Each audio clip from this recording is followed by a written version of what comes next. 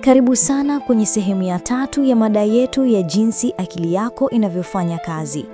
Kwenye sehemu 2 zilizopita tumejifunza nadharia, lakini leo ni vitendo, jinsi ya kutumia akili yako kuondoa hofu na kuweka nguvu ya imani na uthubutu. Kama hukupata nafasi ya kutazama sehemu ya kwanza, nenda hapo chini kwenye description. Mwanzo kabisa nimeweka link ya video ya sehemu ya kwanza, ya pili, na pia na kushauri uanze huko, maana tulijifunza mambo muhimu yanayotuongoza kwenye hii sehemu ya leo. Kama wewe ni mgeni wa chaneli hii au si mgeni ila bado hujasubscribe, basi naomba usubscribe, like na share video hii kwa marafiki zako ili nao wapate kujifunza. Kaa hadi mwisho, maana sehemu hii inaweza kubadilisha jinsi unavyofikiri kabisa. Katika sehemu ya 3 ya mada yetu ya jinsi akili yako inavyofanya kazi, tutaanza na jinsi kujisemea kunavyofukuza hofu. How autosuggestion banishes fear. Kwenye sehemu 2 zilizopita tumejifunza nadharia, lakini leo ni vitendo. Jinsi ya kutumia akili yako kuondoa hofu na kuweka nguvu ya imani na uthubutu. Njia bora ya kuondoa uoga ni kutumia nguvu ya kujisemea, autosuggestion. Kujisemea ni njia ya kuelekeza mawazo yako kwa makusudi katika akili ya chini.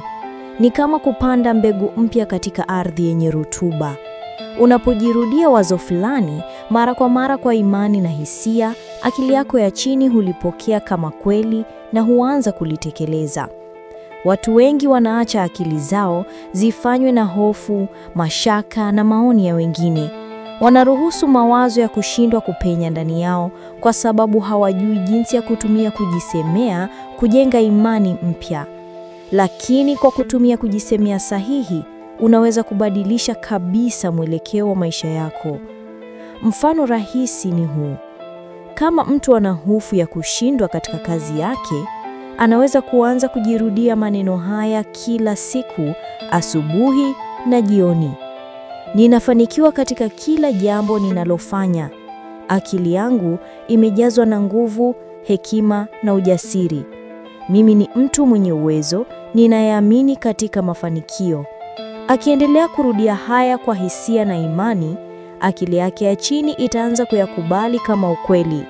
Taratibu, hofu yake itatoweka na nafasi ya ujasiri itachukua nafasi. Hii si miujiza, ni sheria ya asili ya akili yako. Akili yako ya chini haina kipimo cha kubaini wapo wazo ni kweli au si kweli. Inafuata tu kile unachoamini kwa moyo wako wote. Kwa hiyo, ukiendelea kujirudia mawazo chanya, unayafanya yawe imani, na imani hizo hugeuka kuwa uzoefu wa maisha yako halisi. Uoga ni matokeo ya mawazo hasi yanayorudiwa mara kwa mara. Ukiruhusu akili yako ifikirie mara kwa mara kuhusu kushindwa, maradhi au matatizo, akili yako ya chini itazalisha hisia zinazolingana na hayo mawazo. Lakini ukiamua kwa makusudi kubadilisha mwelekeo wa mawazo yako na kuanza kujirudia maneno ya ujasiri, imani na matumaini, akili yako ya chini italazimika kufuata amri mpya hiyo. Kwa mfano, mtu anaweza kuanza kusema kwa utulivu kabla ya kulala, kila siku, kwa kila njia, ninaendelea kuwa bora zaidi, mwenye afya njema na mwenye amani. Kusema maneno haya kwa hisia za ukweli kabla ya kulala husaidia sana, kwa sababu akili yako ya chini inakuwa yenye kupokea zaidi katika muda wa mpito kati ya usingizi na macho.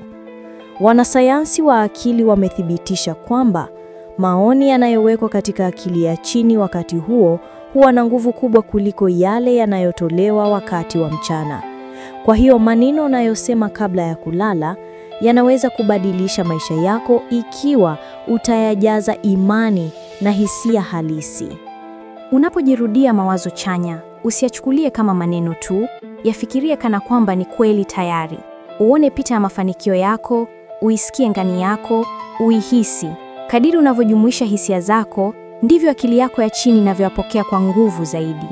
Kujisemea hakuwezi kufanya kazi ukiwa na shaka au kibaki na hofu moyoni. Hata kama utarudia maneno chanya, lakini ndani ya nafsi yako unaendelea kuamini kuwa hutaweza, akili yako ya chini itafuata imani hiyo ya ndani badala ya maneno yako. Kwa hiyo, kabla hujaanza kujisemea, tulia na tambua kwamba wewe ni kiumbe mwenye uwezo usio na kipimo na kwamba nguvu ya akili yako inaweza kuumba hali yoyote unayotaka. Watu wengi mashuhuri katika historia wametumia kujisemea kufanikisha mambo makubwa. Wanafalsafa, viongozi na wavumbuzi walijua siri hii. Mtu anakuwa kile anachofikiri kila mara. Mtu anayeamini kuwa anaweza atapata njia, anayeshuku uwezo wake atatafuta visingizio. Kama vile mbegu inavyohitaji muda kuchipua baada ya kupandwa, vivyo hivyo mawazo yako mazuri yanahitaji muda kidogo kabla hujaona matokeo. Usikate tamaa. Endelea kujirudia mawazo chanya kila siku kwa imani na subira. Kama utayafanya kuwa sehemu ya maisha yako, akili yako ya chini itaanza kuandaa mazingira, watu na nafasi zinazolingana na imani hizo mpya. Ni muhimu kujua kwamba hakuna hofu yoyote ambayo haiwezi kuondolewa. Hofu zote zinatokana na mawazo.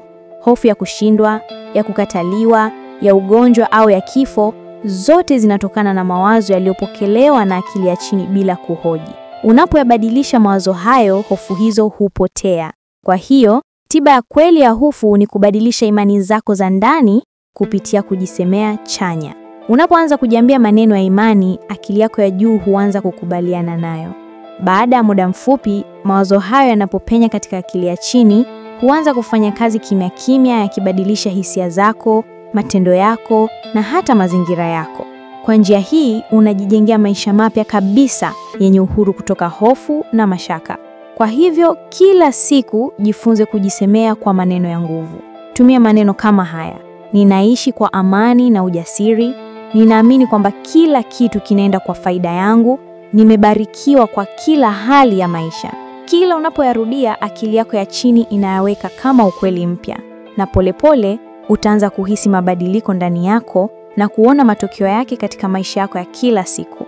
Ndugu mtazamaji, nikukumbushe kwa mara nyingine tena kwamba mada hii imegawanyika katika sehemu kuu 4. Hii ni sehemu ya 3 ya mada ya jinsi akili yako inavyofanya kazi. Sasa video inayofuata inahusiana na mada kama hii ya leo, lakini sehemu ya 4. Kama wewe ni mgeni wa channel hii, nenda hapo chini kwenye description, mwishoni nimeweka link ya video ya mada hii, jinsi akili yako inavyofanya kazi, sehemu ya 1, sehemu ya 2 na sehemu ya 4. Sehemu inayofuata ya 4, tutaenda mbali zaidi, kufahamu jinsi ya kutumia akili yako kuunda maisha unayotaka kabisa. Usikose sehemu ya 4, ambayo ipo hapa kwenye channel hii. Asante kwa kutazama. Kumbuka, akili yako ina nguvu zaidi kuliko unavyodhani. Bonyeza subscribe na usikose sehemu inayofuata ya mfululizo huu.